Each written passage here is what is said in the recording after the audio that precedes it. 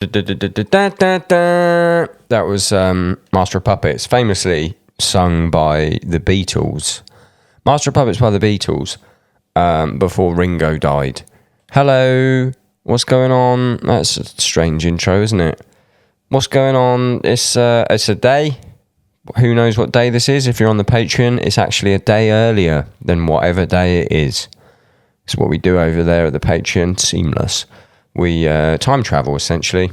Just one day early for stuff like the podcast, maybe even a week early for the podcast, and specific merch drops from the Downbeat merchandise. The Downbeat clothing brand, of course, famously separate from the podcast for legal reasons. www.thedownbeat.at, so it spells Downbeat. You can fucking go and look. There's new stuff. Unless you're on the Patreon, in which case you're too early. There's not new stuff. What have I been doing? Lockdown finished-ish. Haven't done anything different. I'm doing more of these. Twitching, playing the drums.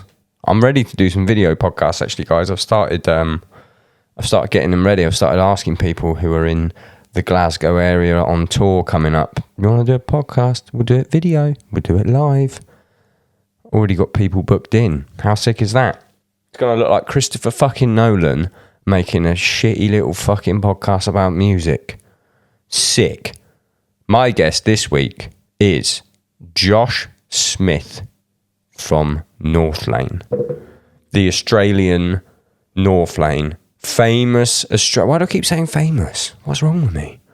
Yeah, he plays a guitar in Northlane, but also what I learnt is that he's also a manager of some bands, like Make Them Suffer, another big Australian fucking monster band, super good band.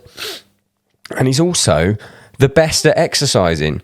Fucking, what are they called? Decathlons? Is that the shop or the thing? Triathlon, that's the one.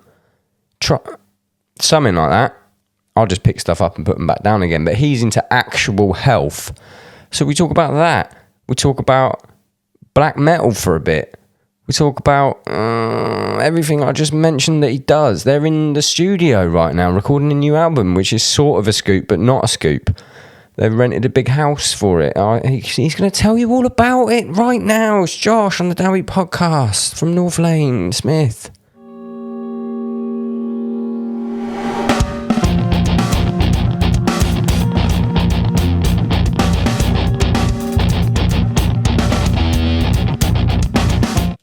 What time is it? What are you doing? It's 4:58. At this time of day, my brain turns to complete fucking mush. I struggle in the afternoons because I drink too much coffee throughout the day. I've got one right here. Nice mug you got there. Thanks. It's an architect's mug. Yeah. What very coffee cool. are you drinking? What you got? What you got there? Well, let me backpedal a little. I'm at a house in the Dandenong Mountains, just outside of Melbourne, because we're doing a new Northlane album here. And are you allowed to say that? Yeah, I'm allowed to say that. Fucking say what I want. Sick. No, I just mean, is that a scoop? Yeah. Because I didn't know that. It's not entirely a scoop. We posted a few videos on our socials, but yeah, we're not keeping it a secret. All right, well, it's not a secret now. Yeah, anyway, I brought my Mocha Master up here, like a batch brew machine, and it's been going like 24 hours a day. So yeah, that's what I'm drinking. Are they worth it? Oh, mate, look, well, I can't answer that question because my beautiful, wonderful partner Angie actually bought it for my birthday last year. But I've used it every single day since then. So is it worth it? 100%. They taste great. I hear good things. Like I'm drinking a V60 now, and it's just sometimes I just can't be bothered to sit there and. It's a lot of faff. I used to do V60s a lot as well. I like the Mocha Master because it's got a hot plate, it stays warm. You don't have to worry, because the V60s I was making are quite large, and then it'd go cold after you have your first cup. So after that, you're drinking cold piss. But Yeah. So where are you? The fucking Dandelion Mountains. Dandy Nong. Dandy fucking Nong. Dandy Nong. What, you got like a little house? It's a big house, actually. It's really nice. For recording in? Everyone living in there? Nick Pedersen isn't here yet. He's recording his drums afterwards back in Sydney at a studio there. But the rest of us are here with Chris Blancato, who kind of engineered our last album, who's doing this one as well. And the house, it's pretty lush, pretty nice. We've all got our own space for once. Really beats like 4 or 5 of us sharing a fucking couch. Yeah. And having mice run over us in the night. Like, it's a big step up from some of the places where I had to sleep. Is that Will Putney dig? That's not a Will Putney dig. Is that a Will Putney dig? Because I've met that mouse. I've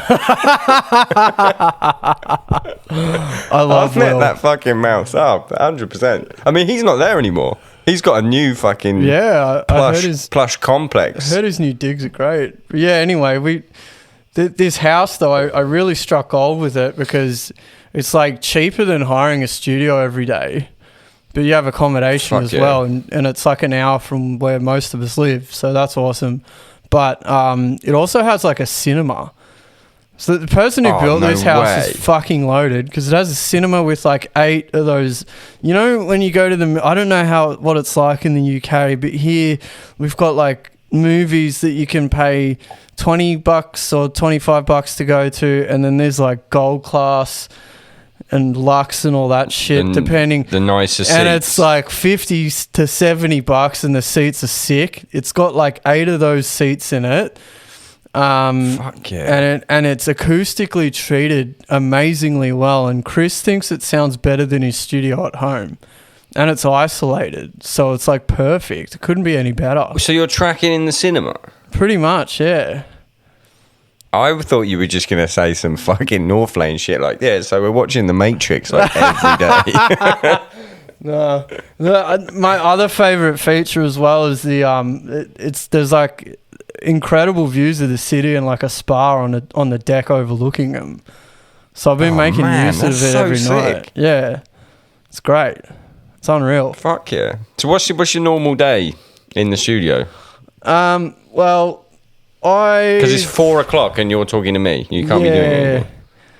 So when we work in the studio, like John pretty much records all the guitar and bass. I don't have a lot to do with it. In the past, I'd like sit over his shoulder and shit, but now I'm just too busy with my management stuff that I do. So I'm kind of dropping in on him and Marcus here and there. It's only early days though, so it might change. But today I woke up at 5:30. Rode my bike down the base of the mountain to the swimming pool, trained at the pool for an hour and a half, then did some training on the bike, finished up at about 9:30. I was at my desk by 10. I've just been working here all day. Did a bit of work with Marcus on vocal stuff, and now I'm talking to you. What a fucking busy guy. You got up at 5:30 on purpose? Yeah, that's what I do, man. You're like one of those fucking guys now. I am. I used to be. Before I got into music drinking. And drinking, yeah. When I was a teenager, I was an elite swimmer, and then I got into triathlon. So I was a triathlete. That's where you got that fucking V-taper from. Yeah. I always see it. I always used to think like, yeah, Josh has got some shit about him. He's got some shoulders. You got that swimmer shoulder, right? Anyway, I got back in I used to do cycling more in the triathlon off season because you can't do triathlon in winter. It's just too cold. Even in your winter's fucking summer. Mate, Melbourne's fucking cold, man. It is freezing, yeah. I used to live in Canberra, which is even worse. It's fucking cold. How freezing is freezing? Like freezing. Like 0 degrees? Yeah. No. Australia doesn't get that cold. Melbourne in winter is like almost as bad as UK winter, but not quite. Like maybe a few degrees warmer, but just as shit and rainy and cold. Yeah. But anyway, I used to do, the cycling. Like I used to be in a cycling club and race that in the winter, and then got into music. Decided I just wanted to like drink a bottle of red wine on stage every night and be a pisshead. That's the Josh that I know. Yeah, everyone knows that Josh. But yeah, maybe it would have been probably about 18 months ago. So maybe 6 months before COVID kicked off, I got back into cycling in a big way. And then I kind of, it kind of kept me on the straight and narrow through all the shit that we've had to deal with as musicians, because, it's really easy for me to just fucking get pissed every night and be miserable and fat. But I got into that, and that kind of saved me from falling off the wagon. And I decided I needed more goals to work towards, so I decided to get back into triathlon. And I have a coach and everything, but I've like been really disciplined with my training for that. And most mornings I'm up at about 5:30 because I like to kind of get all my training done in the morning. By the time the music industry's awake, like I'm at my desk anyway, and then I just go to sleep early. So it's like, how early? Like 10:30, 11. That's still quite late for a 5 a.m. wake up. You get used to it. I've done today. the opposite. I can't do naps. I wish I could. I just can't do it. If I nap, I freak out, and then when I go to bed that night, I can't sleep. It's a fucking whole thing. I did the opposite to everyone else with the pandemic. Like when I'm on tour, I'm pretty, because I play shit if I'm hungover. I'm pretty fucking, I'll drink if we've got a day off, or I'll have a couple of beers a night, but I won't get hammered. Pandemic, hammered every day. I did that at the start. A full fucking year of it. I've only just come out of it. But you guys had it worse than us. Like, I remember when we were going through the really bad lockdowns in Melbourne, like if you got some bad news, I'd just be like, fuck it, I'm drinking 2 bottles of wine tonight. It's fucking insane, isn't it? It's just like, what do I have to do tomorrow? Nothing. Yeah, it's depressing. I don't really want to talk about it, but... Nah, we won't. But I'm one of those guys again, and I've raced 2 Olympic distance triathlons this year so far, and now I'm working towards Ironman. So I'm doing... What's an Ironman? It's like a longer distance triathlon. Come on, give me the numbers. There's going to be some fucking exercise nerds listening. I want to know. Let me pull them up. Pull it up. I've gotten myself into shit, and I'm not entirely sure. So the ones that I'm doing are called Ironman 70.3.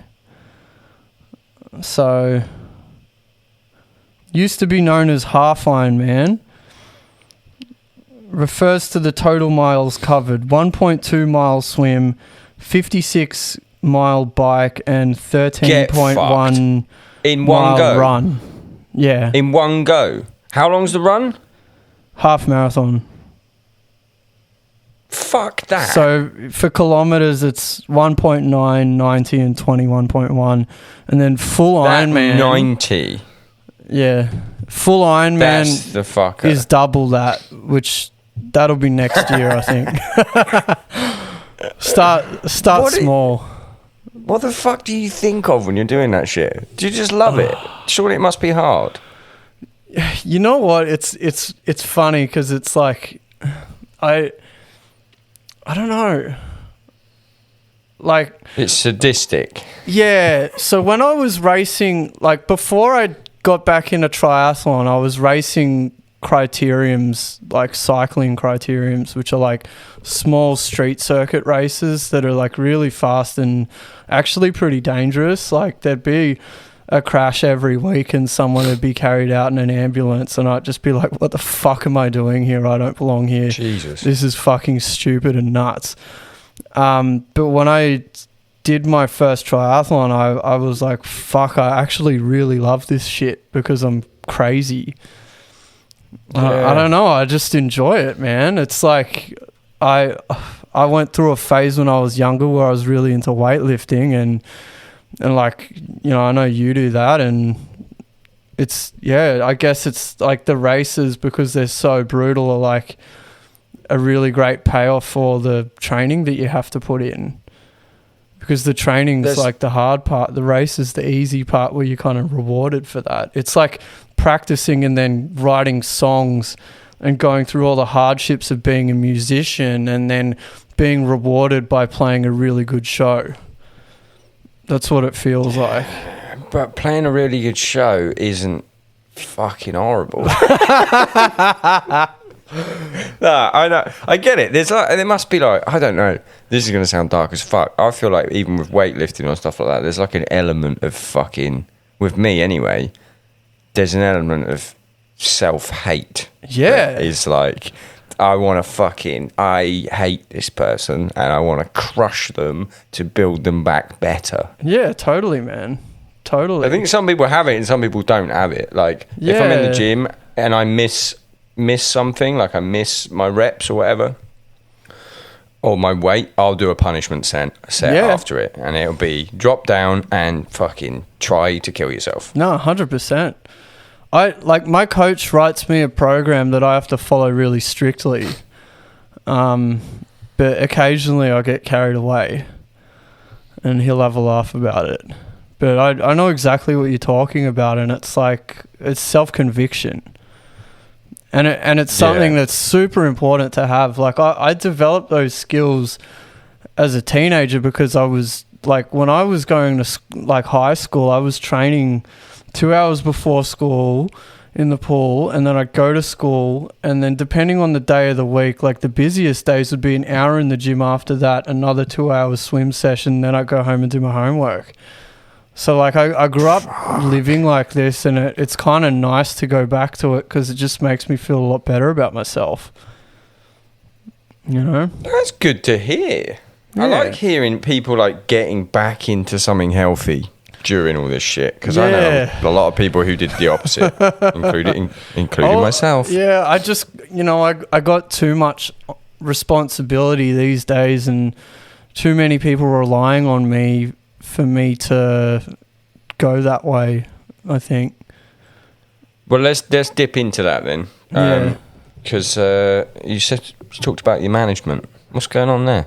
Who are you managing? I have a management company with a guy called Chris O'Brien called Open Door Management. You guys own the company. It's your own thing. Yeah, we're partners in it. And then we have another manager on board called Roy Amar. I manage Northlane myself, and then Chris and I manage Make Them Suffer. And sick. And we manage a band called Wind Waker, which are like, they just recorded their debut record, and it's fucking phenomenal, and they're going to blow up. I think they're really great. Go on, get a plug in. What kind of shit is it? It's really interesting. It's like really accessible. I guess you could call it rock music, but it's got like a metal edge to it. But it's not like, I don't mean like singy choruses with metal verses like most metalcore bands. I wouldn't even call it metalcore. It's just really fresh and interesting. They're pretty young, and I really like working with them because they give me a lot of inspiration, because when you're working, you know, I'm not going to say my band or like any particular bands that I work with, but a lot of artists, once they get to our age, they're pretty fucking jaded. So to see like how pumped these guys get, you know, on what they're doing and how exciting I think their music is, it really raises my spirits, which is something, you know, at the moment that doesn't go astray. So like if you give them, you tell them this is your 2 dates. There's a 16-hour drive in between the two, and they're like, "Fuck yeah!" Yeah. Pretty much. Oh, I wish that was still me. Yeah, you know what I'm talking about. I know exactly I don't know. what you're fucking talking about. I'm a spoiled baby now. Yeah. I'm a fucking spoiled little baby. But like, yeah, working with them just, fucking, I don't know, it just G's me up. I got another developing act that we haven't announced yet. And there's one other that's looking pretty likely too, that are more of like a legacy band. I can't drop names. No scoops though. No scoops. Yeah, I just can't do it. But yeah, that's like pretty much all I do now. Like Chris has kind of taken over the shop because I had Boutique Sounds as well. Which was a shop, but you also had a podcast. Yeah, I did a podcast for it. Yeah. Did? Is that stop that? Yeah, I've got my fucking hands in too many pies. Like I was gonna say, yeah, we're fucking racking them up here. Yeah, I fucking 100 miles of fucking bullshit, and then. You know what's funny? Like you'd think with all the training and shit that I do that I'll get less done, but I get more done because I fuck around less. So like when I'm at my desk, I'm working. I'm not procrastinating.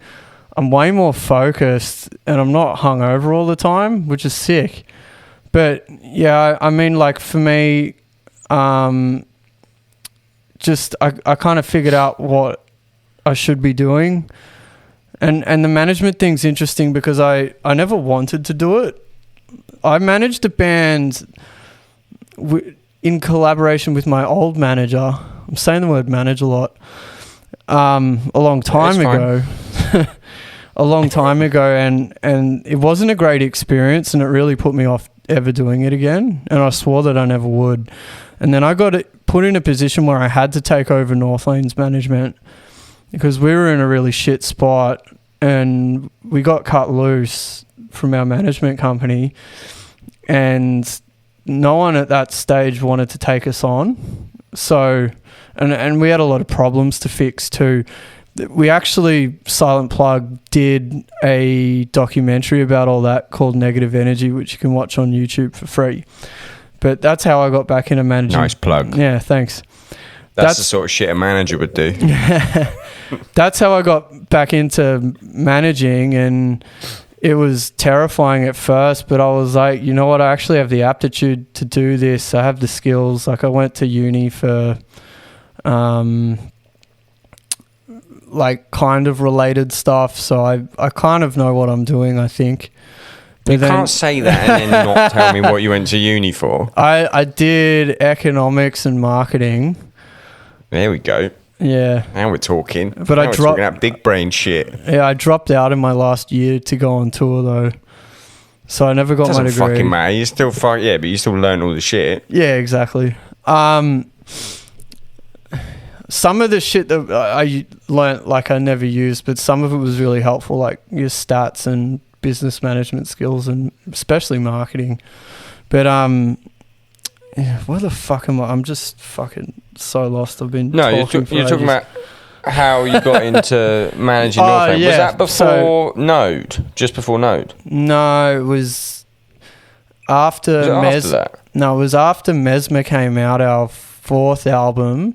I first met you just before Mesmer came out, didn't I? So that album came out and shit was bad for us, and that's when I took on management, and then... Nice.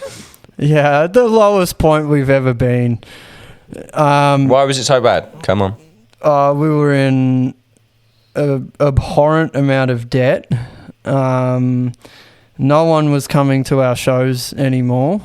We weren't getting any tour offers. And we were... What was the debt from? That's a good question. It had kind of accumulated over time from like unpaid like travel account expenses. There was like a fucking credit card and shit. And I have to be really careful what I say here. That's why I said it. Yeah. This is a management test. I can't go into these details, but I want to know whose fucking fault it is. No, I don't. Carry on. I don't want to get sued. Oh, fuck! You are a manager. Look at this fucking businessman. If anyone can't see, which is everyone except me, he's wearing a suit and tie. I'm wearing a fucking Slayer shirt that's got really weird looking stains on it. Don't listen to him. He's lying. He's got a fucking a suit and tie, but it's like a weird tuxedo thing. Like almost like he's trying too hard. Look. Anyway, I'm gonna get to the fucking point. I got us out of it. We put Alien out. It did really, really well. Things have been great ever since. But you can't do that because we've got a podcast to do. I can pull it apart if you want, but... Nah, not really. I want to know...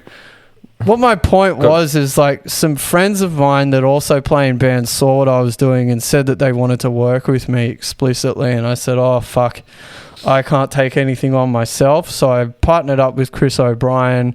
We started the management company and now we've taken a few acts on board. And that was that Make Them Suffer? Was like, come on, do us. Yes. Yeah. That band's so fucking good. I know. I used to live with Nick. He used to live... like in the same house as me, above me, and we used to share a studio room. And holy fuck, that guy works hard, man. He would be at his desk night and day writing, playing guitar all the time, and he's a fucking monster guitar player. He's so good. Yeah, him and Tom from your band are the only guys that I know in this kind of realm of music, loosely, that are single guitar players, and that is something that's really hard to do very well, you know. And he's one of them. He's just absolutely brilliant. I think he's so underrated. But yeah, fucking awesome. I don't think I could go back to being in a band with two guitarists. Yeah. From a drummer's point of view, it's just glorious. I've got one person to lock in, well, one main person to like lock in with guitar wise. You've not got like obviously you've explained it's not a problem, but what like you just candidly, a lot of people probably don't know that most albums when they get recorded, one guitarist records everything. But there is a point in every fucking guitarist who isn't the guy that records everything's life where that is soul crushing and they insist on let me do it. I'll do this song, and it's just worse for everyone. It's worse for the producer. He has to edit two fucking different types of guitarists. Go on, come on. If I'll give one piece of advice to people listening, it is that find what you're best at and just fucking do that, and don't try and put your dick or your whatever where it doesn't belong. It's for me, ego shit, isn't it? Yeah. So here's the thing. In my band, nobody has the skills I have. I have to do this because by me managing the band, we make way more money because we're not paying commissions to anyone, and they trust me to do it, which is a huge problem. A lot of bands don't trust management, you know. That's like us and Tom. It's the same thing. You don't trust him. No, he's like, we know he's the best for the band. Yeah, exactly. So John, on the other hand, incredibly talented songwriter, works best on his own. So I don't, you know, when he writes, yeah, we tell him what we think. Yeah, I'm really critical of it and I give suggestions and all of that. But I don't try and impose on his space because it's what he's really good at doing. And of course it makes sense for him to just go and put that to tape, you know? Like, yeah, it's there's been a few instances where he's been like, can you just play this part or something? But man, I just think it's super counterproductive and it doesn't need to happen. Unless as a band you all write together and you all have unique parts. Like if you're a band like Carnival, for example, everyone needs to go and play their own part, really. If it's like metalcore quad tracked and you've got some guitarist that is insisting that they play exactly the same riff, it's just going to sound worse, take twice as long. Even from like, I don't know if it's me getting into fucking old age or laziness or something.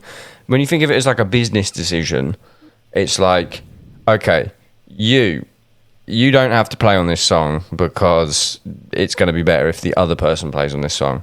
And like, for that person to, because of their ego, to fight to do that, even though it's going to be worse and take longer, is a fucking insane business decision. Yeah. The business decision should be, oh, I have to do less? Sick. That's the album's going to take less time and I have to do less? That's fucking perfect. And even if you're involved with the songwriting, instead of wasting everyone's fucking time and money, because recording is expensive, right? That's why we've gone Especially to this if you house. do it in the cinema. Especially if you do it in the cinema. This house costs half as much per day as like the studio we were doing our vocals at. So, you know, from a business decision, it makes sense to record here. But that's a whole nother thing. What I was going to say is like, if someone is really good and has all of the songs under their belt and is ready to go, and you're not that person, maybe you can think about other things that you can do to make the situation better. Whether it's cooking dinner for your bandmates, or whether it's like... Exactly. Whether it's like, you know, maybe adding something else to another part, or trying Go and write some lyrics, trying to even if they're shit. Perfect a lyric, or just anything that's not counterproductive, you know? And out of all the things that my band has been able to do, the one thing that we've done really, really well in that sense is what they call division of labor, which is really just finding your role in the machine and doing your job, taking responsibility of what you have to do and nailing it. And I know Stray does it really well too. Tom has his stuff. Obviously, like, because he writes as well, he's got a lot on his plate. You know, and manages other bands. Yeah, psycho, absolute. I don't know. Does he sleep? Honestly, no. I can see right now, because I've got Discord open over there. Tom, right now, what's the time in fucking Nashville? It's 4:30 a.m. Fuck me. Tom, Discord, playing Fortnite. Right now at 4:30, so he works all fucking day and then he plays Fortnite till about fucking 4:30. He's got a child. That too. I'm up at 4:30 playing Fortnite. I've got a kid. I don't want to sweat him, but he's one of my favorite guitar players, man. He's really good, really, really consistent. He's just unique, isn't he? Yeah, he is. And weird shit. I think there's a lot of like beauty in that you know, like a lot of kids get distracted by playing really flashy shit and they miss the fundamentals that make good music. I was having a really interesting discussion with the guys in my band today, and I'm not trying to rip on anyone, but we were just talking about how it's really interesting that some of the biggest, you know, I guess you could say, for lack of a better word, stars in music now are people that play shit on Instagram and upload it and have huge followings. Right? Let's talk shit. Come on. I'm not talking shit. I'm going to, though. You're going to be very managerial and then I'm going to talk the shit. I was just going to say that, like, you know, to me, the important thing as an artist is leaving something behind. And if you write a really good album, you know, that's got longevity. And for kids, that's young people, I think, focusing on what's really important, and that's creating, you know, fascinating art that stands the test of time. That's what people will remember you for.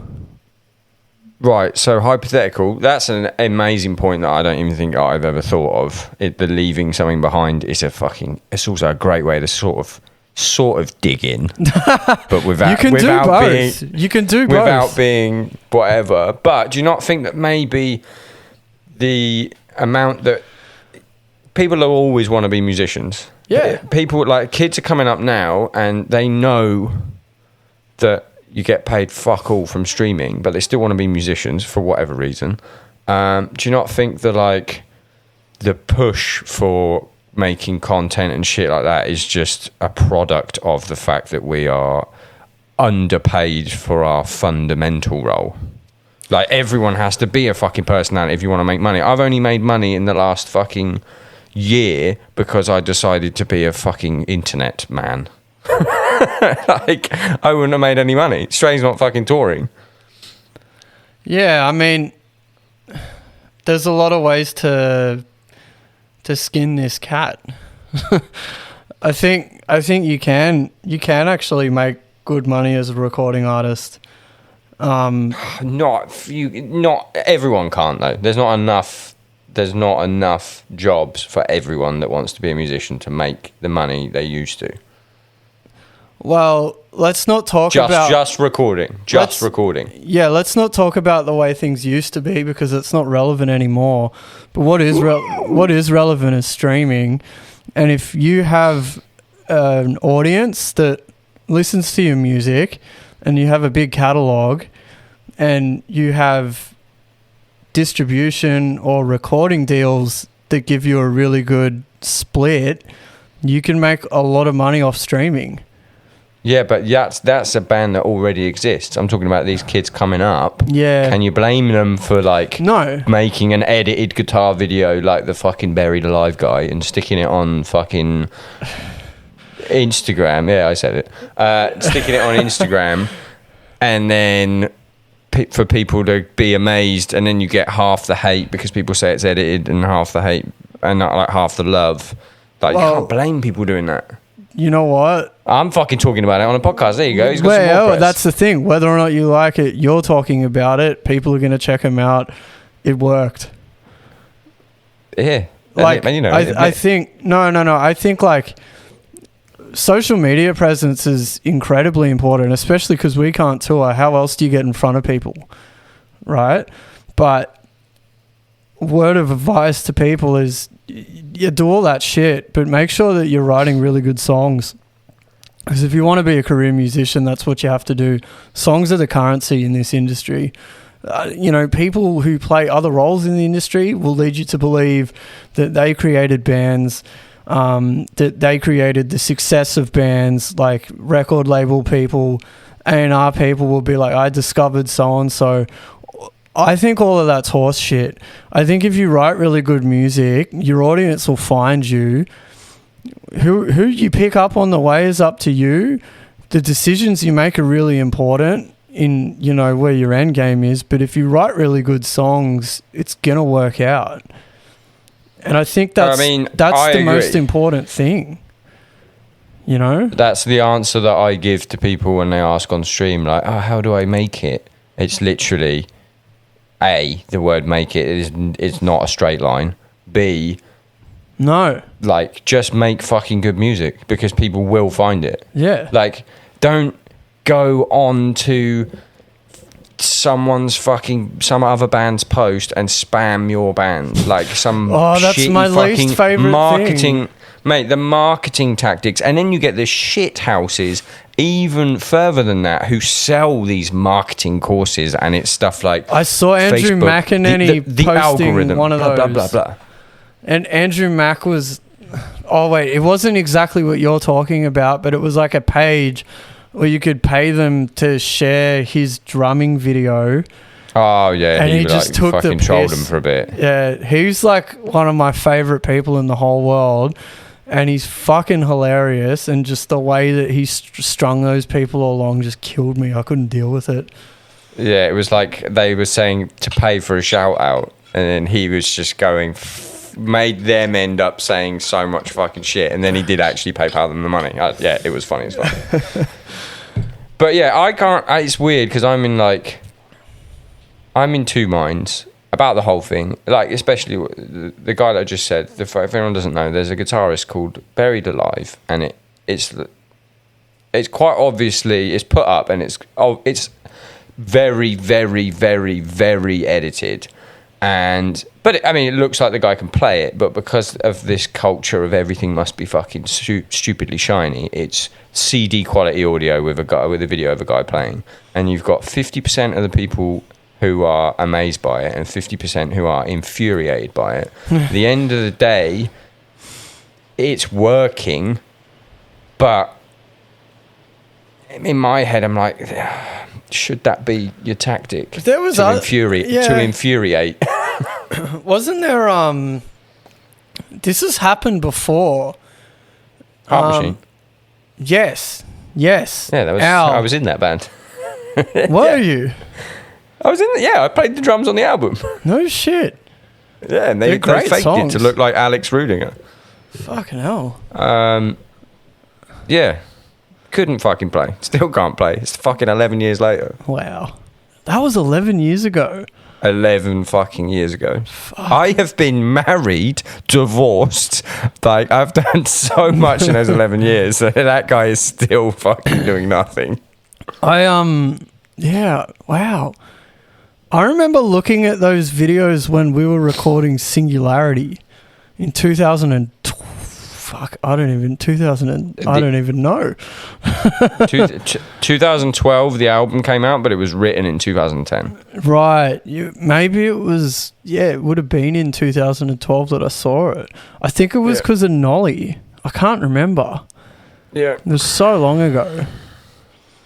Yeah. But it was, that's a lesson there. Like, unless you've got the fucking chops to back it up, you will be doing nothing for 11 years. Well, I think it's important for you to be able to play above the music you're performing.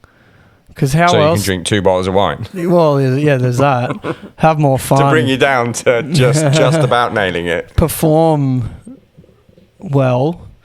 I think you have to have an ability that's above what you're playing. 100%. Yeah. I never play at my like capacity live. Like, out of a whole tour, there's maybe 2 shows where I think, oh fuck yeah, I nailed it. The rest of them are like, I'm fucking blowing it. But you've just got to make your skill level so much higher over getting it right that when you quote unquote blow it live, it's still the correct performance. We've all blown it live. Oh fuck yeah. I remember that tour we did together. That's one of the times I think Tom threw like some song that I'd never played live before. I think we were in where were we? Was that the Amity tour? Yeah. We were in Switzerland, and Tom threw, it was before I was playing to a click, and Tom threw like some song I'd never played before. It was like, yeah, we're going to play this tonight because Switzerland loves it. I was like, okay, the 5 people here love it. And yeah, they stream really high here. We haven't done it in ages, and then Drew came in wrong, and we had to fucking stop the song and start again on stage. That's fucked. That is not okay. Jeez. No, we've had some doozies in the past. Really bad ones. My most embarrassing moment was in I think it was in Sweden, and it was on the Mesmer cycle, so there was about fucking 20 people at the show. And there was this part in a song where it was literally just me playing over a synth part, and I had these like Pink Floyd style part I had to play, like real David Gilmour-y, like a few notes held really long. Soul. With pure soul. Very clean sounding guitar. And I just played the wrong fucking note and held it because I was like, where do I go from here? So exposed. Yeah, it was like just me. There's like, you could swing a cat in the room, and it's just these pricks looking at me like, fuck you. Why did I come here tonight to watch this shit? That's so fucking funny. Yeah, and like, man, my band didn't let it go for days. Yeah, I'm not surprised. Do you ever have that fucking, like, because you guys are on like crazy in-ear fucking system. You ever have that fuck up? No. I always just think that when I see it, I just think this looks like trouble. No, never. It's all like... Never? No, because we tour our own... Never gremlin? Never had a gremlin? We tour our own console and everything, so it's never skipped a beat, actually. Because we're not relying on other people to do that for us. Yeah, I guess so. I guess you might probably have less fuck-ups. Yeah. One time we played at a festival in Australia called Big Day Out, and Deftones were on the bill, and Nick and John had some interviews before we played it about midday-ish, and just turned up to the stage absolutely fucking smashed. And Nick, like when he gets drunk, has an alter ego called Pete, who's really funny. Really funny. I don't get to see Pete very often. I don't think I've ever seen him drunk. No, it's because he just likes to be... Admirably, he likes to be in control of his shit and not a mess. But on this day, he was a mess, and for one of the very few times that I've known him, played like fucking shit. And I've done it before. I'm not throwing him under the bus.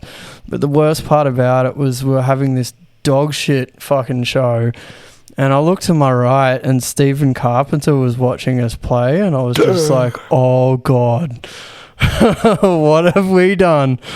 That would be it. And he just thinks Northlane suck now. Yeah, and I had GoPro footage on my computer from Nick playing that day, and he made me delete it, so no one would ever get to see it. Which I don't blame him for, and I feel bad even saying anything about Nick that isn't wonderful, because he's just one of the nicest people I've ever met in my life, and he's an incredible drummer. But fuck, we've all sucked at certain times. Oh fuck yeah, I suck all the time. It's so annoying. Just on a constant. I'm on a constant quest to make my level of sucking just fine. Yeah. Just make it so it's like, I blew it, but it's okay. Honestly, streaming on Twitch has really fucking helped that. Yeah. Because I'll run through a stray set, and in my head I think like, this is fucking laborious, I'm playing like shit, and then I go home and I watch it because I'm a fucking psychopath and I want to, you were fucking shit, let's find out where we were shit so we can fix it, and I watch it back and I'm like, that's the best way to get better at playing, though, is to record yourself. 100%. Yeah. But you notice weird stuff like, oh shit, I'm speeding up there, that's why that section's hard, and then next time you just fucking slow down a little bit and it's way easier. I feel like you hear it different as well. Yeah, it's crazy. Yeah. I had this chat with, I can't remember who I was, I think I was talking about with Matt Halpern about like when you're performing, it's like the space between 0 and 1, like as in like fucking click 1 and click 2, is infinite. And when you're playing and you're on that like next level, the fractals between 0 and 1 is getting fucking Northlane now. Are like so zoomed in that any kind of like microscopic mistake at the time feels like the end of the fucking world, and then you hear it back and you're like, no, I was just like resonating on a frequency that was picking up that shit, but overall it's perfect. That's so wild. This kind of reminds me of something I heard Dan Searle say. I think it might have been on your podcast that as well. Like, one of the things that happens over time is you kind of have muscle memory from all the practice that you did when you were younger. So you can take time off playing and then bounce back pretty easily as well. He doesn't practice. And then I remember when we all played fucking Unified like last summer for you, like January, and he hadn't played the drums in like fucking 3 months, and he just went and headlined a festival and fucking ripped. That's fucked. Like, sometimes I take breaks from playing, like when I'm off at home, And I find it's good because I kind of come back with a fresh perspective and like really eager to play. But I still have to woodshed before I go on tour. Like, I don't know anyone who doesn't have to do that. I guess he doesn't. Dan. I mean, Kyle Brownlee barely practices when he's at home. Counterparts Kyle. That's I mean, you know from training, I find it's like I train so hard at quote unquote like playing drums when I'm at home that I get pushed into like getting worse, and then I take time off, and then the super compensation kicks in, and then I'm better, and I just need to figure out the amount of break that is perfect because I just get fucking bored, so I'm just that's like, I'll play really the drums today and I'll go to the gym. I think that's probably I'm pissing in the wind here, but I think that's probably mental fatigue, because like it takes a lot of mental energy to play an instrument, and if you do it a lot, like you only have so much mental capacity in a day that you can take on. It has a huge strain on that. That's why you can't focus on other things as well. You know, no one's a robot and can go 100% all day. Like, just give me the drug that allows me to do that, though. You know, without like a serious come down. Doesn't exist. It's interesting because, like, in, you know, sports and athletics or weightlifting, whatever, overtraining is a huge problem. It was like the biggest thing that I did wrong when I was younger, and only in later stages I've learned how to offset training with recovery properly. Maybe you need to do the same thing with your brain when it comes to playing an instrument, because I know exactly what you're talking about, and it's happened to me as well. And then you just come back and you're like, oh, not only am I better at this, but I'm enjoying it more. Maybe just because you're relaxed. I don't know. There's so many weird things about like playing music that, you know, to my knowledge have never been studied, and we kind of know them intrinsically as artists, but I always like to know the science behind stuff and have the answers to it, because I find it just makes life easier for me, because I'm one of those kind of analytical people. But yeah, there's shit about playing music that's just so fascinating to me that you can't explain, you know? Like, you could never explain to someone what it's like playing a show and having a really great crowd, because that feeling just doesn't exist in any other way. Even with like drugs and stuff, it doesn't exist. You cannot explain it. Do you know what's weird about that? It's like emotion. I can't remember. I think Germany has a word for it. But I don't know what it is. Of course they do. They have a word for everything. Emotions that you can't explain. Fuck. I wish I knew the word. I would sound so clever, but I don't. I know that it's there and it's German. But, like, I had the weirdest one the other day. This is, like, being on stage is definitely one of them. You can't explain the emotion. It's like 10 different types of, especially if you're playing a song that means something to you. Oh, it's 10 different types of emotion at fucking once. Yeah. But I had like I had a dream about my old dog the other day. And I woke up and it was the strangest sensation, because it was like sadness at the same time as like I felt like I'd seen like an old friend, at the same time as like angry situation. It was like I had fucking just mainlined all emotions at exactly the same fucking time. It was the strangest shit ever. Oh, that sucks, man. Playing music's like that, though. It is, dude. It brings me to tears sometimes. Like, when I've gone through a really rough patch and I play an incredible show, and you can see how much the songs mean to people in the crowd, and you just get that feeling. It brings me to tears. I don't know how Marcus gets through it. I really don't. That fucking, your latest shit as well is like, really, really deeply personal shit. He's the most fucking resilient guy I've ever met in my life. He rolls with the punches, like, better than anyone I know. Came into his own as well. Yeah, he's transformed, man. Like, as a person, you know, like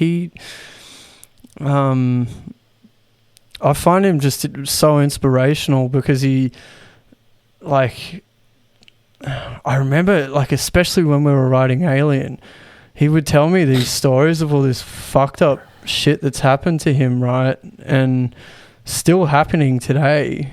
And, you know, I don't really want to go into it because it's his shit to talk about. And it's not my place. But just the resilience that he has to, you know, want to make the world a better place and share his story through art with like a message of hope underlying, instead of playing the fucking victim, you know. And I don't mean to speak in terms of relativity because, you know, especially with trauma, it's relative to the experience. But I know a lot of people that have been through a lot less shit than him that just fucking bitch and moan about it all day, and it's the only barrier in their life that's holding them back. And yet he just lets it roll off his back like it's water, you know. Respect. Respect, Marcus. Respect. Can't really, that's maybe I'll get him on the podcast if he wants to fucking talk about it. I don't know. He fucking see. I wouldn't. He like, lyrically, your last two records are like fucking hard to listen to sometimes. Like, not like in a bad way. It was it's funny because like when he joined the band, I was writing lyrics which I still think are terrible, and because he just wasn't ready, and then he transitioned into doing it. But when we did Alien, the way it worked, like he had all these things that he wanted to talk about, and he couldn't, like at that stage, he wasn't really able to process it all and make anything out of it. And he said to me like, "Oh, I don't even know if I like, you know, wrote about these things, people would even care." And I was like, "Dude, they will, trust me." And he would like tell me something that's happened, and I would write notes of this story, right? Write it out, and then, you know, try and pull a meaning out of that, or just something that he learned from it. And then we would kind of build the song around that. And now he's at the point where he's doing it himself, and I'm just, you know, like we said earlier, staying out of his shit. And if he wants to bounce something off me, he can. Or I make a suggestion, sure, but I just let him run with it. And it's like taken a long time for him to get there, but, you know, the way he's doing it now is just effortless. Like this shit he's writing for the album we're working on right now, I fucking love it. And I think he's got the hardest stuff out of the way. But yeah, it's really cool to see, because he copped it when he joined the band, man. Like that was fucking hard for him. He's always going to, though. Everyone always cops it. I mean, Northlane was maybe worse than most, with people being fucking annoyed. So you get the people who are like, they genuinely preferred the old singer, and then you get the people that just, I feel like they just want to say they did. Well, they didn't really like it at the time. Why do both of them even need to fucking tell the world that? Oh, that's the other point. That's the biggest just problem. Keep it in your fucking head.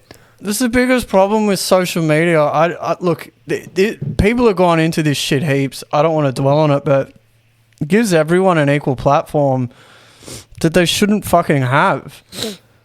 And you know, when it comes to people that are well known, like artists, you know, it's just they speak to you like you're not a person, because you know, they're not suddenly talking shit to your face. People don't do that. But when they're behind a fucking screen and they know that they're probably never going to run into you face to face, they'll say whatever they want, and they dehumanize you because you're an artist. You're not it's a so friend. Weird. Social media is really fucked up in some ways.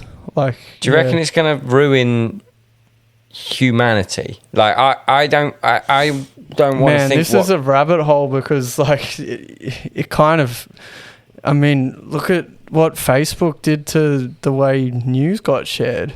In Australia, we had all of our news sites pulled from Facebook because they refused to pay for sharing journalistic articles. It's back online now, but yeah, there's like, you know, echo chambers of what you think, and you know, news sources. But the echo chambers are so big now. Yeah, like conspiracy theory shit Dude, is millions of people. So of course they fucking think they're right. Yeah, man. And then that's before you even get into like the inherent rudeness that people have now. Like, how long until that is in daily life? Like, just walking up to someone and going, "Hey, your shoes suck." Like, yeah, but I reckon that's the way shit used to be. But you reckon people just get fucking slapped? Yeah, but we don't say that shit because we've been punched in the face before. Yeah, but that's what I mean. Surely there's going to be a little crossover moment where people, like kids, assume the way that people talk on the internet is how they should talk in real life. Or you reckon the punching will still happen and therefore it will self-limit? I reckon, yeah, I think so. I guess like the same problem with conspiracy theories is kind of related to what you're talking about, because everyone has an equal platform where they really fucking shouldn't. If you don't know shit about something, people shouldn't have the opportunity to listen to your opinion on it, I think. It's probably a really like controversial thing for me to say, but I just think it's fucking ridiculous. Like, well, you couldn't like, know your lane and stay in your fucking lane. Like, yeah, I ain't leaving a comment on fucking NASA video going, "Oh, I'd have made that rocket different."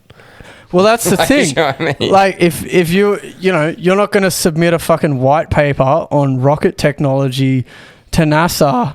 Because I watched a YouTube video. Exactly. That fucking Disney is making our rockets. Disney is feminizing our rockets. The worst part is, though, there's no trust there because news sources are corrupt. And, you know, it kind of fuels itself because people don't trust the government. They don't trust the news. There's vested interests everywhere. And that's why this shit's so rife in the first place. Social media has just kind of given it a vehicle to take off. But, you know, I get why it happens. Just some of the shit is just insane, you know. The craziest one that I've come across is this guy called Pete Evans, who's a celebrity chef from Australia who's just gone off the fucking deep end. He was selling like $30,000 UV lamps that apparently would like the ones fuel the your grift brain that has shit.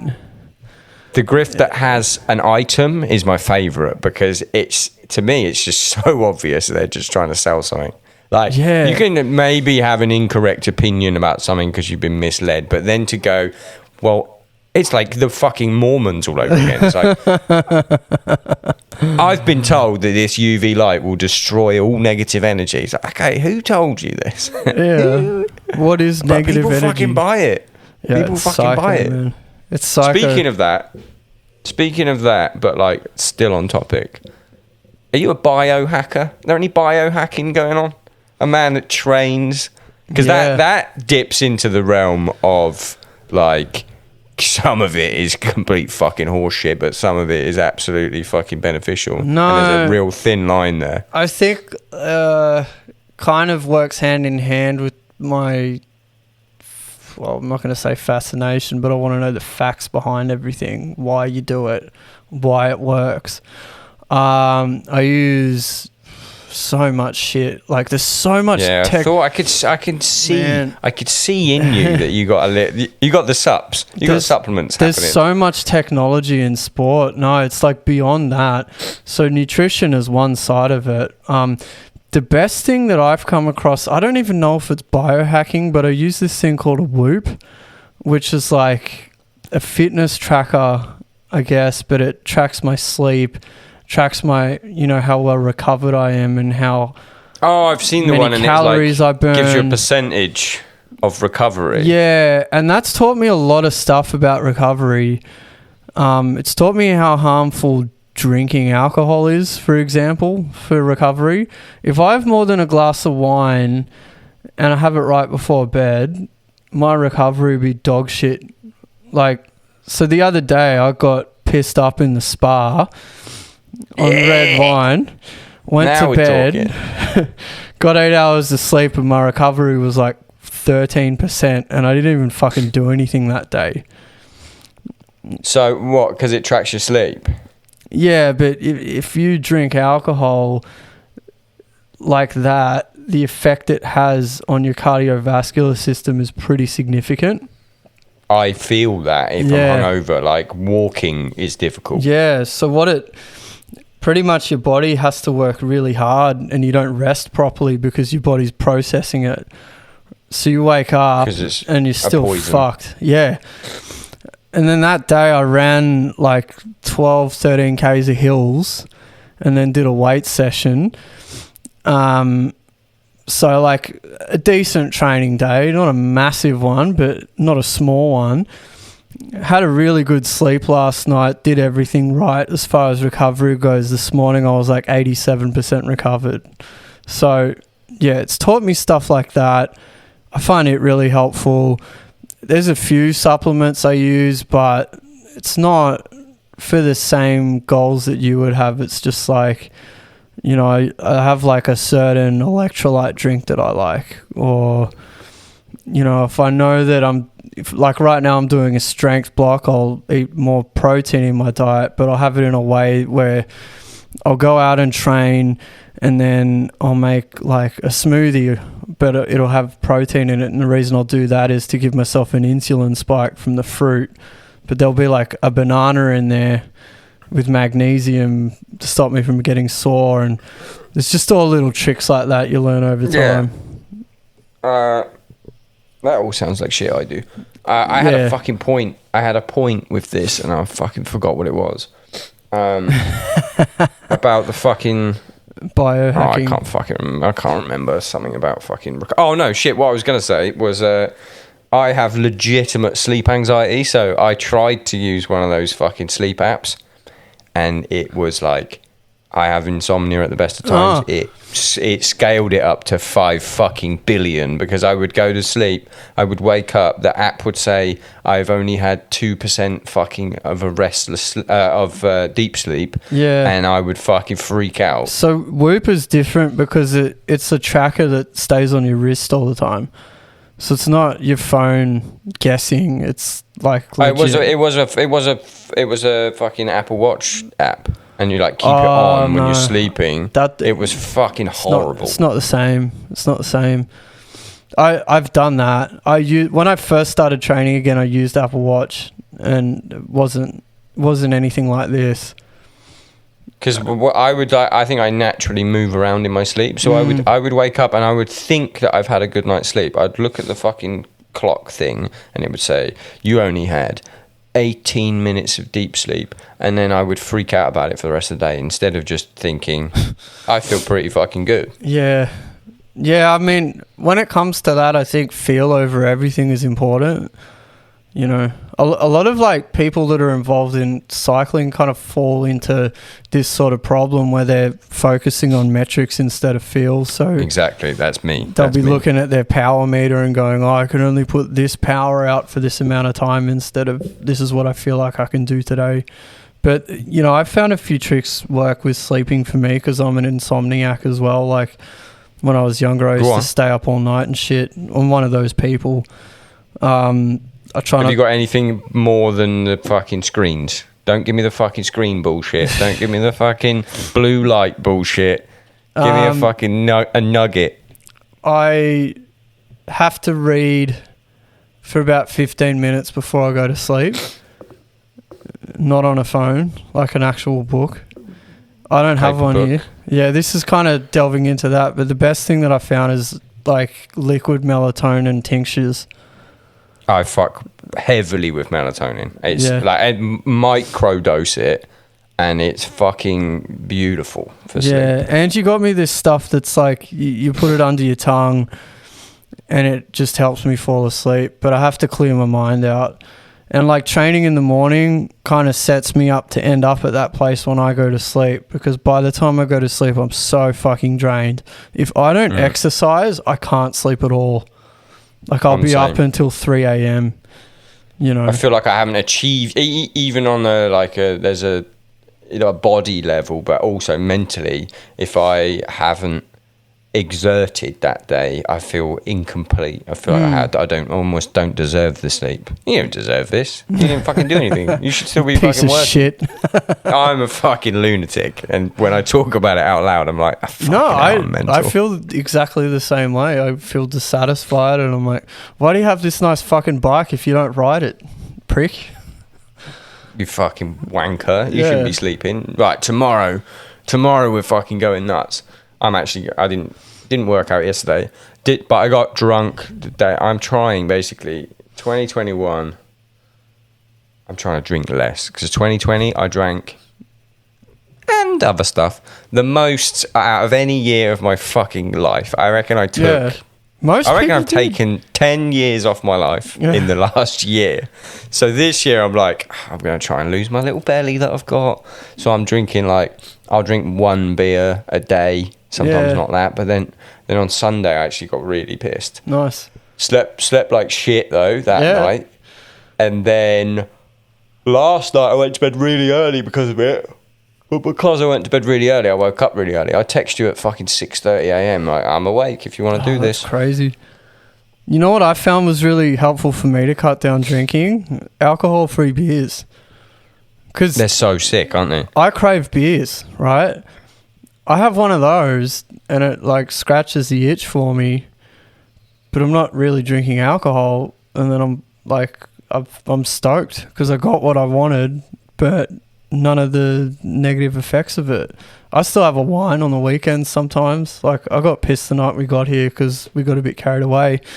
But yeah, I used to drink a fair bit, and now alcohol-free beer in the week and maybe a wine or two on the weekend. Have you got a favourite alcohol-free beer?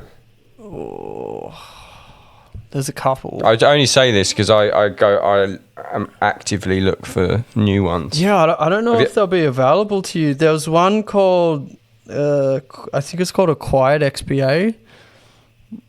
I can't remember. Got it. I can't remember who makes them. Man, the best scene for all that shit is Germany. I remember when I first started going there, I was like, why the fuck do they have alcohol-free beer in a pub? Now that I'm older and less fucking stupid and up my own ass, I'll have one of those, please. I realise that I think that's a really great thing, because there's been times where I've gone out to bars where I didn't necessarily want to drink, but I wanted to catch up with friends, and you still want to have a beer. So, you know, yeah, they should have that everywhere. I can't remember what it's called. The culture's fucked. You know, alcohol drinking culture, especially in Australia. The UK is pretty bad too. It's just fucking Australia terrible. and the UK are fucking just as bad as each other. Yeah. You want to go to the fucking pub, cunt? Yeah, seriously. Good pint though. Yeah, I know. All right. The minute we say it's fucking 9 a.m. Good pint. I've got what have I got to say? How long have we been doing this?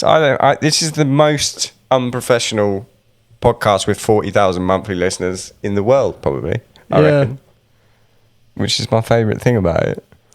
I got to ask you your top 5 bands at some point. I don't even know. This could be 40 minutes. This could be fucking hour and a half. My top 5 bands. Yeah. Number Let's one. just do it now. Number one. Listen, no one ever doesn't complain. You've literally just come straight in with like, yeah, let's go. Fuckwit. Number one, Slayer. He's wearing the t-shirt. He's not wearing the tuxedo. I made it up. All right, let's deep dive on some Slayer then. All right. Give me your fucking favourite Slayer album.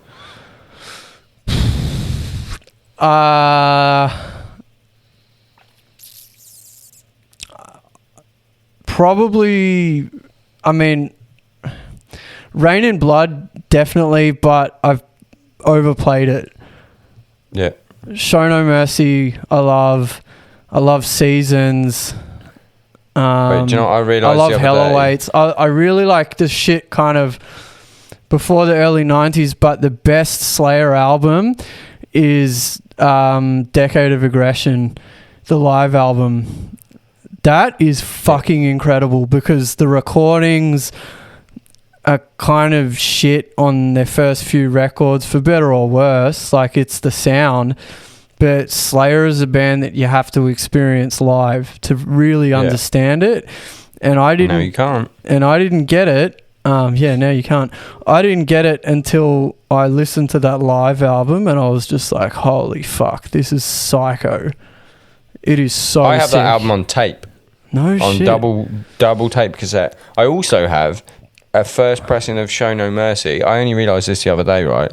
On vinyl, and side 2, I think, just says side 66 and a half. It's side 1 and side 66 and a half. Nice. That's sick. It's fucking sick. Well, that's right. Where do you stand on God Hates Us All? I think it's great. I fucking love it. Yeah. Like proper fucking American meathead fucking Slayer fans. Sorry if you're one of them, but fuck off. You're not listening to a Northlane podcast, so you shouldn't be here. Like, some people hate it. Disciple is one of my favourite Slayer songs. It's one of the best songs ever written in metal. Yeah. Dude, that was so hard when it came out. Like, even the lyrics, man, fuck me. Like, so direct, straight to the point. Like, I loved it.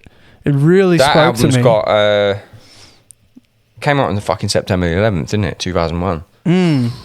I was young and impressionable, and like, around that time, the other shit that was coming out that my friends were like showing me was like Linkin Park, and you know, Limp Bizkit was kind of blowing up then, and I kind of like I delved into Slipknot, but then I heard that and I was like, this is on another fucking level. Like, I would say on the same level as a record like Iowa. And Slipknot is absolutely. Slipknot is in my top 5. But yeah. No, I don't think the thing is with Slayer, like, when you're in a band that long, you release that many albums, you're going to have ups and downs. Like, it's inevitable. But to their credit, as a live band, they were always as good as ever.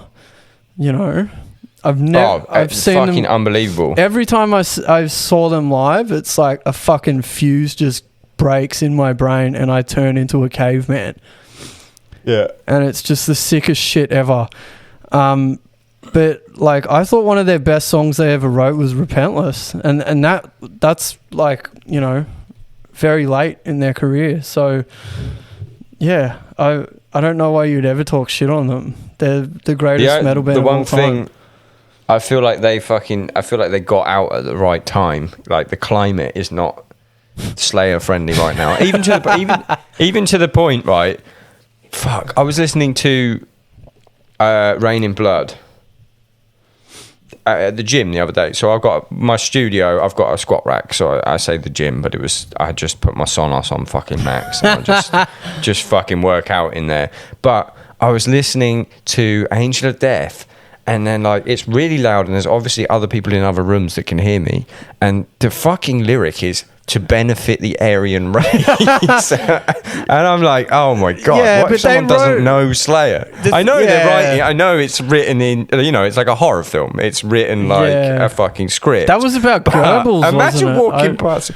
It's about Mendes, the guy that did the experiments in that fucking horrible shit.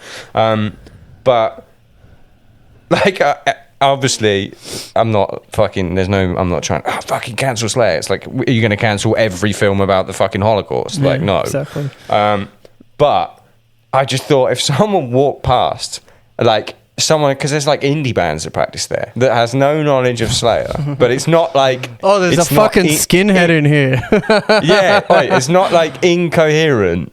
So they can hear the words, and then he says that, and then I walk out with like I've got an eagle tattooed on the back of my head. Like, what the fuck are people gonna think? Oh my God. Yeah, maybe it's for the fucking headphones. Anyway, number 2. Tool. Who you got? Yeah! Fear Inoculum. Love it. Come on. Do you? Love it. Love it. Yeah. Where does it sit in your Tool discography, though? Last? Third. Yeah. Each their own. Go on. Hang on. Whoa, give me a fucking Tool top 5 then. Top 5. Well, as in, like, give me your order for Tool albums. If Fear Inoculum's third. 10,000 Days is my favourite. What? Yeah. And the second would be The Holy Gift, which is... do you know about that? It's like the 3 fucking songs at the same fucking bullshit, backwards, same time, playing... Whatever it is, it's the way that Lateralis should be or something, isn't it? Yeah. It's like that they...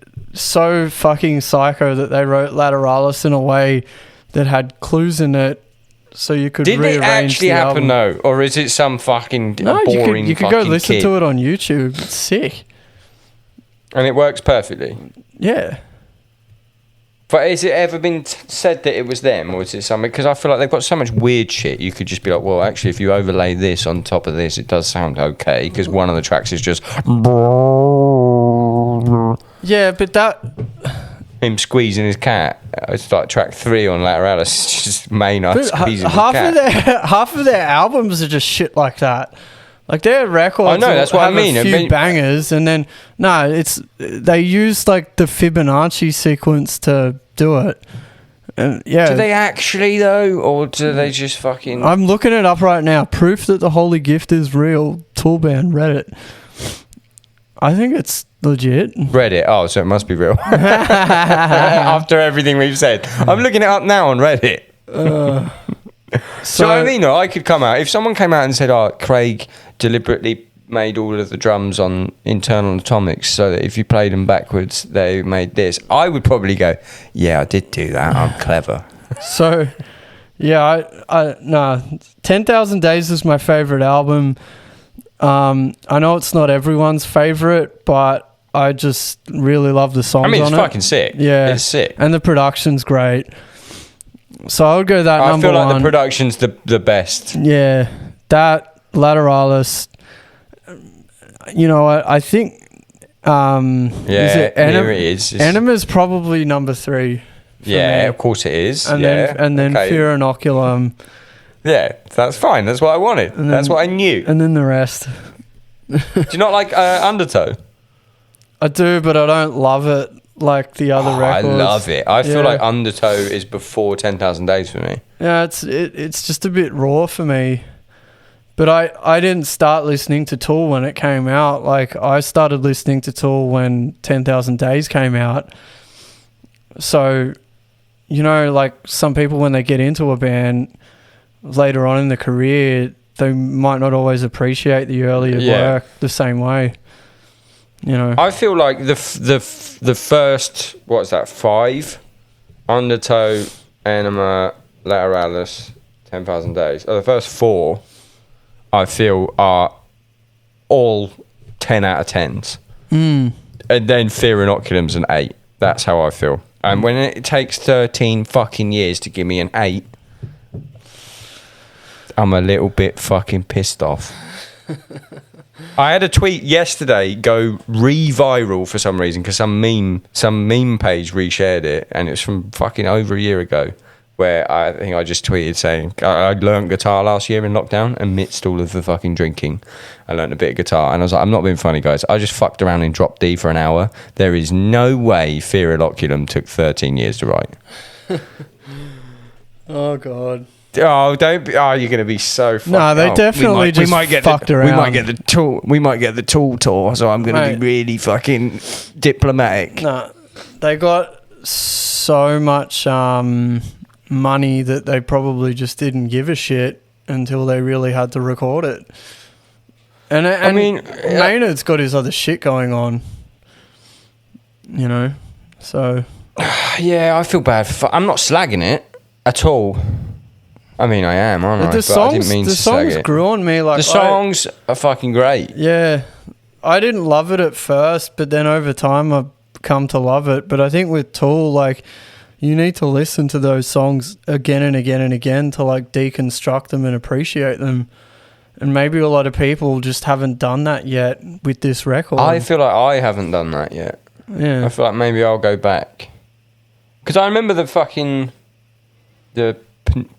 pneuma, whatever it's called. Pneuma with a P at the beginning. Pneuma with a P at the beginning. I mean, that was fucking classic Tool for me. But also, like, I feel like the mix wasn't as good. No, it definitely wasn't. I hate to be that guy. Because I've It's just not- been talking when- about when those you guys. But AB I it have to- the fucking platform. I can say what I Yeah. fucking want. When you AB it to 10,000 days, it's definitely not as dense. It's the same fucking guy, though. Yeah. I mean, Do you know what else I like? It's obviously completely unedited as well, which I think all of them are. But it just feels a little bit rawer. yeah, I thought that too. Anyway. Man, Anyway, I we don't might know tour with about them, the so rest I'm of gonna- my fucking... We'll never tour with Tool. No way. That'd be a good tour. Would be. It'd be a great tour. No one would give a fuck about us. Yeah, they would. You got all the fucking space fucking bollocks.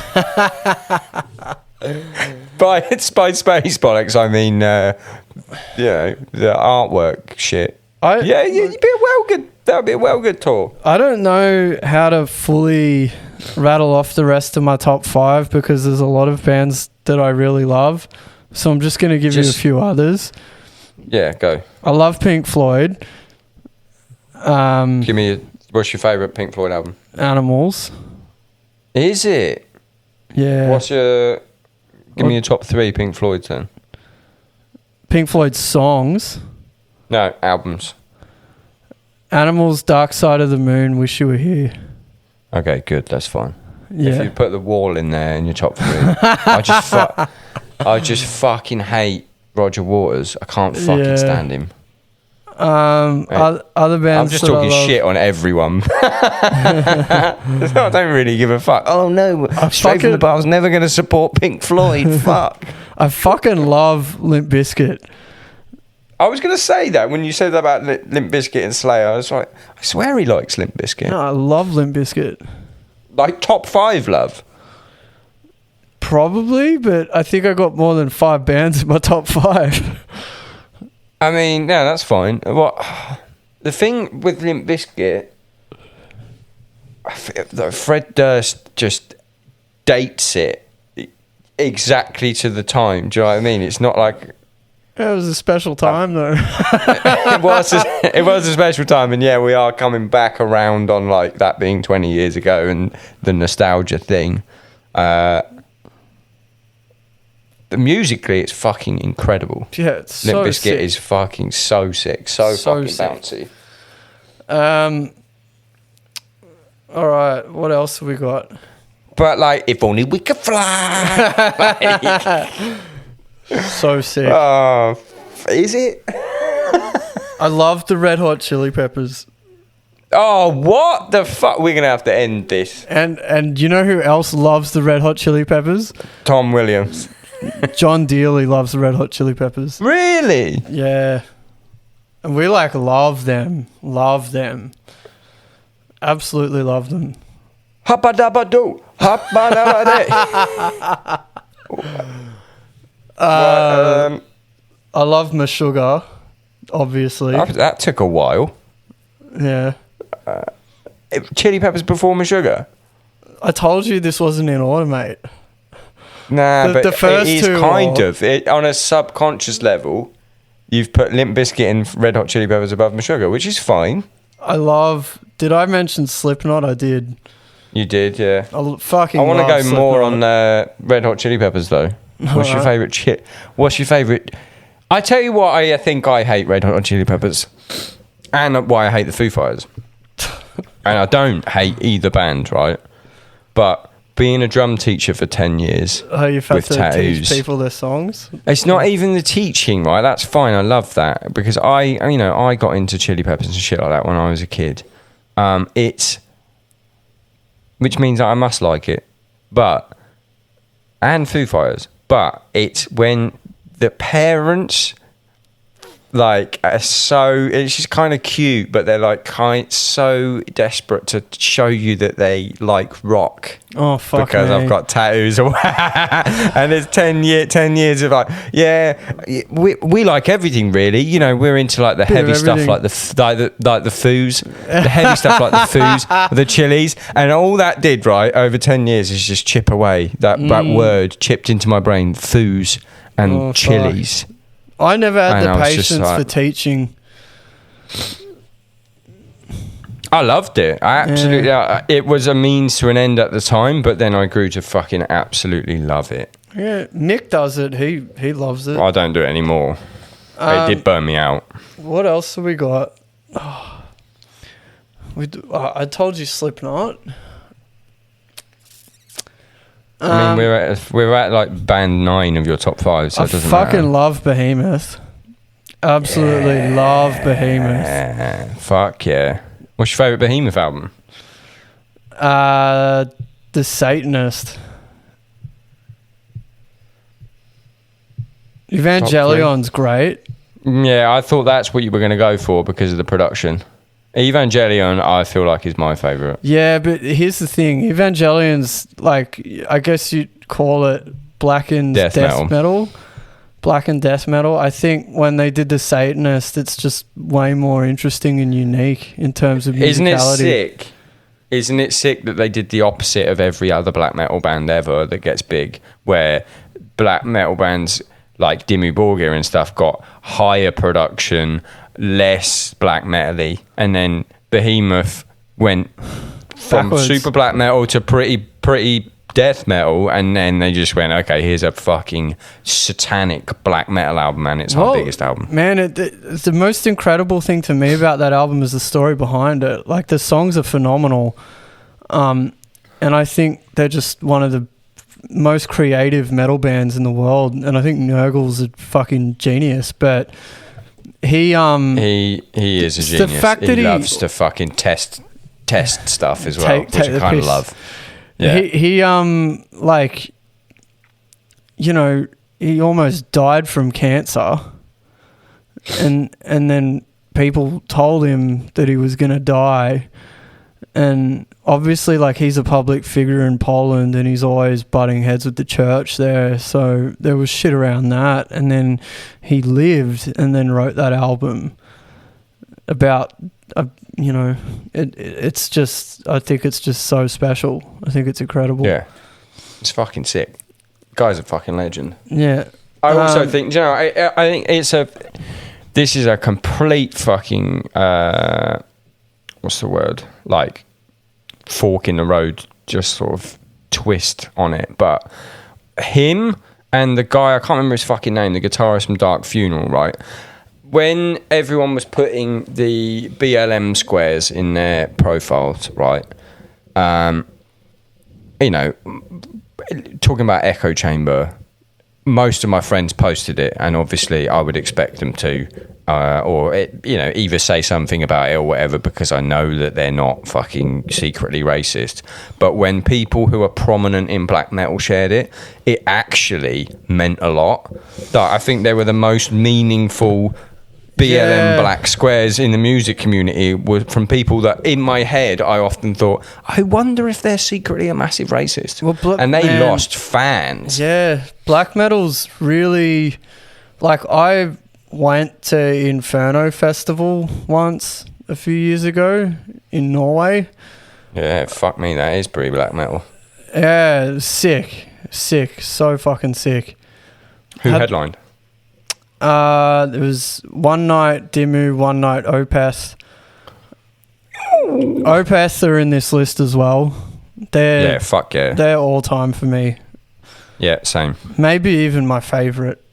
Probably listen to them more than any other band. I'm a seasonal Opeth listener. The first rain of September to about March, I just listened. I just listened to Opeth. Yeah. Well, my partner loves Opeth too, Angie, and we always have them playing. I just think they're incredible. But there was them. I guess the other standouts, Ragnarok, were incredible. And I was so fucking drunk the whole time. I'm trying to think who else I saw. But anyway, I guess like my point is that NSBM is still rife. It's fucking massive. Fucking huge. There's like, because I was a foreigner speaking English with my friend, you know, we got staunched a bit, and there's people walking around with like openly racist patches on their jackets and shit. They've Nazi symbolism, and you know, all kinds of other things that are associated with NSBM. And even, you know, because I follow a lot of these bands, if they do something that crowd doesn't like they let it be known. And it's fucking crazy to see people write shit like that on the internet in this day and age. Yeah. Like, it is just, it's so fucking insane. And I love I love the genre, but it's just such a fucking minefield because there's so much of that shit in it. You just put, I found this new black metal band. You put it into Google and then you put racist next to it, and then a photo comes up. You're like, oh, for fuck's sake! Well, but that's why I think it was so important that like prominent black metal figures, like whether or not like the whole discussion of was it you know, should posting a black square on your Instagram, you know, that's not the same as taking to the streets to. Or whatever. That's the moot fucking point. The fact that some people whose fan base is actively racist, like, posted that and lost, I would say, hundreds to thousands of fans is fucking sick. Like, when Nurgle posted it, like, I know he loves to just be fucking, like, rub people up the wrong way on purpose, and I love it because I relate to that because I fucking do it as well. But, like, him posting that was just, like, just sick. And the guy from fucking Dark Funeral as well, I think he got it worse than Nurgle, because Nurgle was like, mainstream people like Nurgle, but I'm sure there's a lot of fucking racist scumbags that listen to Dark Funeral, and then maybe just pop that up. It was so fucking sick. Very sick. Anyway, I need to eat, man. There's one other band. Go on. I love Idols. I have never heard them, right? And the They're only thing I know about them is that they ship out of the same merch company allotment as the Downbeat. And if I release anything at the same time as Idols, my shit gets delayed because they send so much fucking merch out. So I hate them for no reason. I think they're great. What does it sound like? I've never heard it. It's punk, but it's like really accessible punk. But I mean like punk, not pop punk. And like really great message in their music. Really brings people together. Very sick.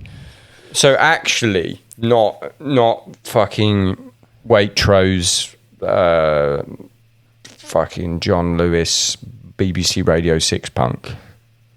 But none of those words mean anything to you. No. All of those words is like middle upper class UK supermarket. No, it's abrasive. Like, I think they're awesome and they're blowing up. So, I really like their album. They have an album called "Joy is an Act of Resistance" that a friend of mine got me into. That's a cool fucking title. Yeah, and it's the shit that they sing about is like very current in our political climate, especially if you sit on the left, like everyone in the music industry does. And I just found it very relatable to listen to. Except black metal. Yeah, except black metal. Anyway, that's it for me. Cool. Yeah, I'm going to check it out. Judas do we have Priest anything as well. that I was supposed? Is it? My mate's reading Rob Halford's autobiography at the moment. Said that I should definitely read it. Apparently, it's fucking sick. Great band. Yeah. All right. Have you got anything that I should have fucking talked about? No. The professional podcast host. Have you got anything that I should have spoke about? I was going to talk about Tom Williams and the Drop Bears, but it's a long story, so I'm going to have to save it for another time. I mean, yeah, we can just do this again. All right. Sounds good. You were, yeah. Thanks, mate. Send me a file, and I'll figure out slapping this up somewhere. Sounds good to me, Craig. Good to chat to you. You're a fucking legend. Yeah, nice one. That was sick. Take it. I love you. Take it easy. Bye. Bye.